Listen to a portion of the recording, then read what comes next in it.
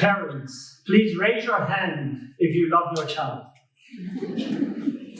And please raise your hand again if you not only love your child, but also like to spend more time with your child. So where are you now?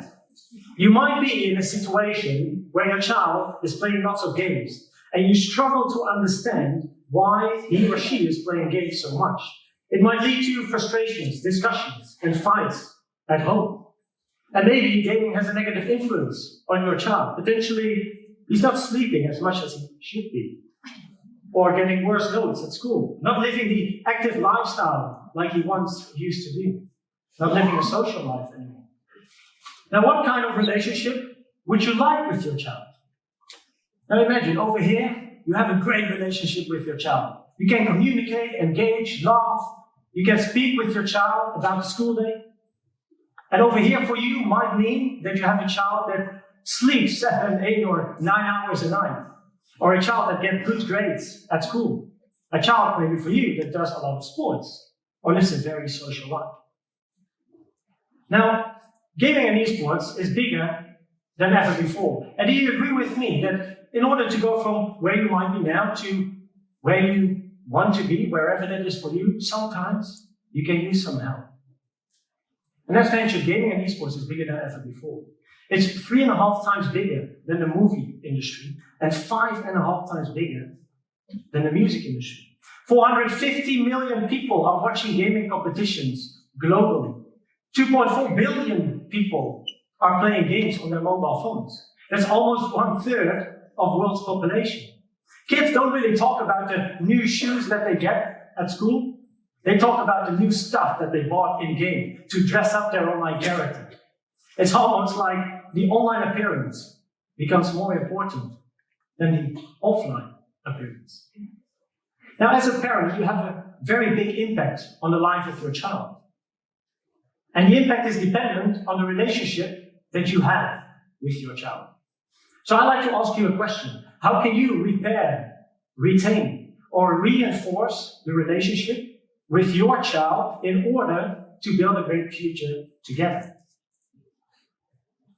I'd like to take you back to February 2009. I'm 17 years old, and I just had a massive fight with my mom. And now we find ourselves in a white, dead-silent 3x3 room with the pedagogue. Now my mom has a brown bob haircut, impactful green eyes, and is dressed like someone from Paris, as she is.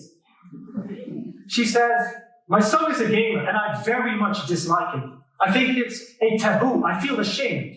I always have to shout for dinner and I always have to make him go to bed. And this morning, he just, yes, Mom, I flipped. I asked you a simple question and the only thing you do is always talk negatively about me playing games.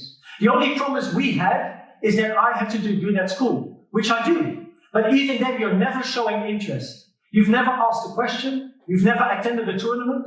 You just don't care, so leave me alone." And off I went, slamming the door of the pedagogue's room. How would you feel? What would you do in that situation? I didn't know. The pedagogue didn't know. She knew nothing about gaming. In fact, no one really knew anything about gaming at the time. No one was able to help.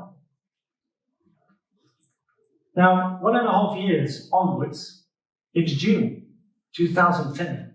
And I'm sitting in the living room, and nothing has changed at home. And in the living room, I'm sitting on one of the 2 blue leather couches. And on the other couch is my best friend, and she's called Mirte. Now, Mirte has brown hair to her shoulders, great blue eyes, and she's a very good observer, knows when to say the right things at the right time, but most importantly, she's a very good listener.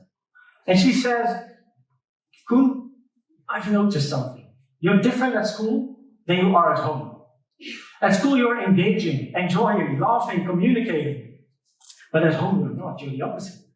You're not engaging, you're not laughing, you barely ever communicate. I know why, but don't you think it's time for a change?"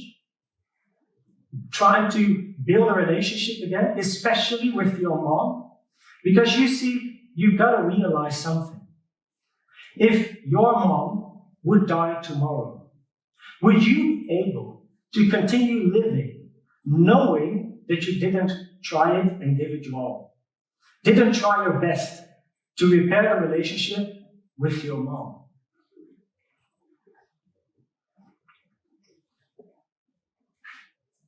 No, Myrthe, I wouldn't. In fact, I hope that before that happens, I communicate again with my mom and I can talk with my mom. And hopefully one day say that I love her as well. Something I haven't done in a very long time. And if she passes away, I want her to be proud and happy, knowing that we had our struggles, but that we found a way to repair our relationship. So I guess you're right. It is time for a change. Now, these few words of Myrthe had a very big impact on the life of me, myself, but also the life of my mom and our relationship. Please raise your hand if someone ever had a life-changing impact on you. And that's the same with me. It immediately changed my thinking and my behavior. And years fly by, and even though I know what to do, I'm not able to do it. Every time I want to try and talk, try and show interest in my mom's life, something is holding me back. I have a lump in my throat, and I just don't know why, and I don't know what. I try my best, but it just doesn't work out. In my head, I am visualizing the conversations, but when the moment is there, I'd rather go upstairs again and not talk at all. Until the day my life changed. On the 14th of November, 2014. I'm sitting in my gaming room, and there is a bright light shining on my face, two in fact. And I'm feeling nervous because I'm being interviewed for national television. And my mom has no idea what's going on because I'm being interviewed about my gaming career. And she's like, what? National television? Your gaming career? What's happening? Right? But it broke the ice. And she discovered all I was doing.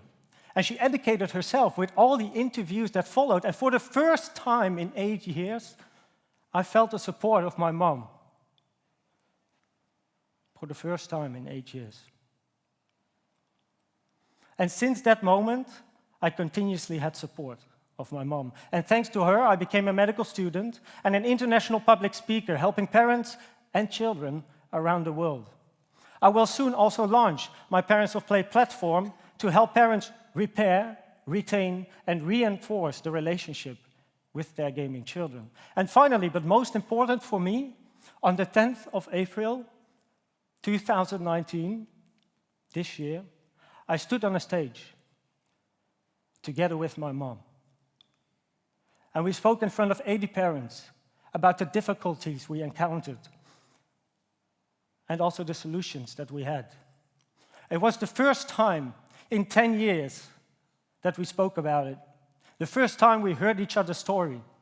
And as you can imagine, it was very emotional, but very relieving at the same time. Nowadays, I am living my dream. And I do that with the support of my parents, my family, and my friends. And I'm sure that without the support of my mom, I wouldn't be standing on this stage today. So I'd like to ask you the question again. How can you repair, retain, or reinforce the relationship with your child in order to build a great future together? And are you following that goal? Because I meet many parents that don't. They act upon their own interests and beliefs. They act short-term, not long-term. They don't openly talk about the interests and beliefs of their child. Put all the prejudgments aside and learn, communicate, and develop the relationship. Because you got to realize your child will only grow up one time. So remember to build a relationship that lasts a lifetime. Now, in case you have a very good relationship with your child, maybe at home you struggle, and potentially it's very problematic. I'd like to share with you something that you can use in any situation. You might have heard of the Golden Circle of Simon Sinek. And he makes people act and companies from their why into how into what. But if you approach someone, if you approach your child, it actually works the other way around. Now I'd like to introduce you to the compass to connection. And the red arrow pointing upwards is your child. And it's pointing towards his interest. In this case, that's gaming. The white arrow, that's you as a parent. Now, a compass cannot work if both of the arrows are not connected in the center. So how can you reconnect with your child in the center and make the compass work? We do that by asking 3 questions. And the first question is what? And the what gives us an activity or a product. What game are you playing? What item are you holding in your hand? It's a very easy question to answer for your child. The second question is how. And the how will give you an explanation or an emotion. How does this game work? How do you feel being so good at this game? And the last question is why. And the why will give you beliefs and motivations. And it's most personal for a child and therefore also most difficult to answer. Now, with every question, you get more understanding. And with more understanding and more interest being shown, the relationship becomes better. Think about it. Do you like to talk about your hobby, your passion? Because children love it. They absolutely do. Now, the middle part, in my case, is called play. Because with these 3 questions, you are not there just yet. Now, play. A very famous quote you might have heard of is from George Bernard Shaw. And he says, we don't play, or we don't stop playing because we grow old. We grow old because we stop playing. When we are all little kids, we loved playing. We loved to discover the world around us. We were curious. We were creative. We were innovative, enjoying some new stuff in our hands. We were playing. But when we grow older, things change, and we try, at least many of us, care more about security, stability, and consistency. And that's very important. But remember to also keep playing in life. A parent of play is a parent that loves to discover new things in life and also enjoys to be educated by the child about new things. A parent of play shows consciously interest in the life of its child, therefore feeding the relationship, which results in more progress, the ability to set better limits, and respect for autonomy. Now, play is also an acronym, and it stands for progress, limits, autonomy, and yourself. Progress is measured in love, and love is measured in time. Spend time with your child. Talk with your child. Thank your child. Create an inviting atmosphere at home. Limits and boundaries are very important for children. But in order to set good limits, you have to know what your child is doing. So remember to set limits together with your child. Autonomy means you respect your child the way he or she is, even though your child might have different interests than you. On average, there's around 30 years in between your childhood and the childhood of your child. Now, life constantly changes. 30 years ago, we didn't even have internet, right? So you can imagine. So use your guidance, use your life experience to guide your child and share insights, knowledge, advice. And finally, think about yourself. Release stress by talking with other people, joining a community, get new insights and perspectives. And also maybe do sports. And try to find habits that positively impact your life as well as the life of your child. Because again, your child will only grow up one time. Now, when you have a little kid, as a parent, you are the one that is teaching the kid. But when your child grows older, remember to learn about life, thanks to your child. And yes, it will be difficult sometimes. I've experienced that firsthand, but I can tell from experience, it's absolutely worth it. So again, how can you repair, retain, or reinforce the relationship with your child in order to build a great future together? Become a parent of play and communicate, cooperate, and therefore create the relationship that you want with your child. Thank you.